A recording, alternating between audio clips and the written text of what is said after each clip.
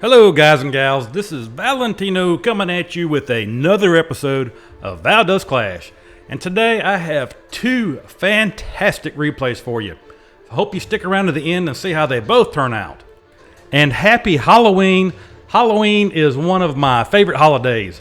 I have two of my favorite movie serial killers right on top of my desk with me. They are with me at all times, even though they don't always get along. I don't think they're speaking to each other right now. I got up this morning to a really weird sight. I'll have to take a picture and show it to you. I'm not sure what happened. They were getting along fine when I went to bed. I don't know if Jason started it this time or Freddy. There's no telling. Jason can be a little bit of a bully, but Freddy's such a smart ass. You just never know what they said. But anyway, let's get back to some Clash of Clans. My first replay is from our last war, and it features Shiz Dwa Oz. And he is going up against Bubba. Now, Shiz Dwa Oz is a little hard for me to say too, and when I can't pronounce their names correctly, I will make one up. So, let's think of a good one for Shiz. Okay, what can I come up with? How about Bikey Mikey 82? Let's just go with something completely off the wall. Alright, Bikey Mikey 82 starts this raid with two jump spells. He is trying to get to the middle of this base. He puts his king on the outside here. The king is going around the outside doing his own thing. It's almost like the queen told him, hey big boy, you go around the outside edges. I'll handle the hard stuff in the middle. I don't really need you. Alright, Bikey Mikey has already put out his first rage spell, and there goes the third jump spell. That jump spell will get him right up to that town hall, and now he is working against several defensive structures, but things are looking pretty decent. Here comes the last rage spell. The king is going around the outside edge. He is getting a lot of those structures out there. Things are looking pretty good at this point. He still has many golems still alive, and the queen has not had to use her ability yet. And now as Bikey Mikey's troops move towards that town hall, the Inferno Tower has locked on and killed the last witch. She screams in agony as she dies, but it doesn't matter. There's still several little pieces of golem walking around. There's still one whole golem who's about to be popped, but it doesn't matter. Anything up that can help shield this queen. The 2-star was never in question, but how close will this be to a 3-star? Because if you guys saw the troop arrangement before we started this raid, I probably should have emphasized it. Bikey Mikey didn't come in with anything special. It was a standard GOWIWI type raid. He had golems, wizard, and witches, and that is it. And also, Bikey Mikey does not have max heroes. Now, the king has gone down, and the queen is looking a little on the sick side. And now he had to use her ability to keep her up. Her life was getting a little bit low, that cannon was shooting at her, and she has to take out a level 10 wall to get to it. So it's gonna be tight. Here come a few more archers to help on some of these outside buildings, and now that last cannon goes down, but the queen's life is now in red, but there's only one Tesla tower left, and this is going to be close. And now the queen turns on a level 9 wall. She is trying to get over to those last few buildings to try to get this to a 3-star victory.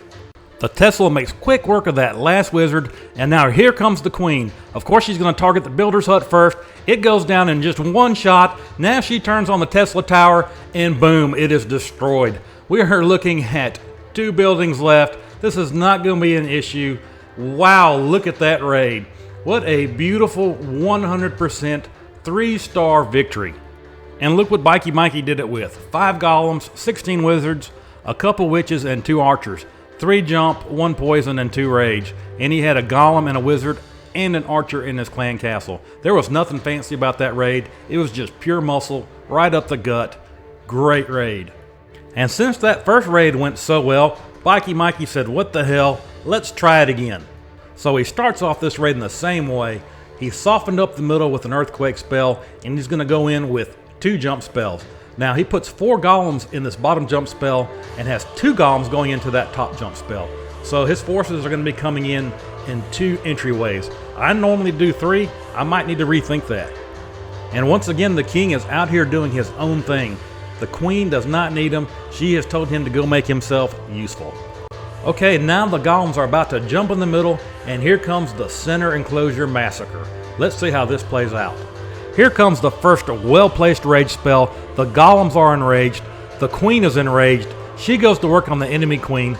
that multi-target Inferno is doing nothing but tickling those golems. This is not looking pretty.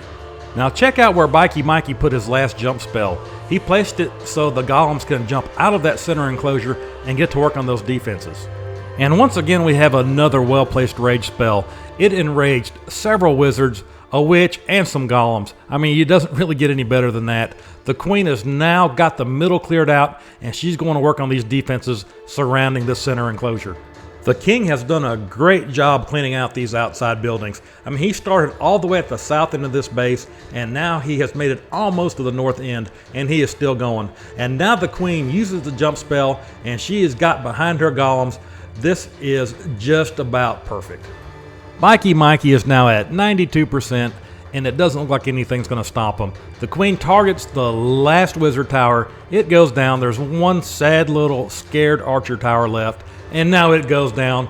And there you have it, another great attack by Bikey Mikey 82. And there you have it, 2 great raids by a great guy. Bikey Mikey, that was very impressive, and all I can say is thank you for making me look bad in this war. Speaking of war, how did it turn out? Well, after a very good war, Lost Phoenix ended up on top, 115 to 112. So that means we had 15 3-star victories, and they had 12 3-star victories. So it was a really good war. I really enjoyed it. I guess I'm going to have to practice my 3-star rating because 2 stars ain't cutting it anymore. Okay, let's talk about the contest. I have picked out the 3 winners. In my next video, I will show the comments that won this competition, and I will get out those gift cards to you guys as soon as I can. I want to say thanks to everybody who emailed me a picture. I thoroughly enjoyed reading everything, and I can't wait to share my top 3 with you guys. Okay, that brings me to the end of this episode. As always, if you enjoyed it, don't forget to like and subscribe below. And remember that nobody does clash like Val does Clash.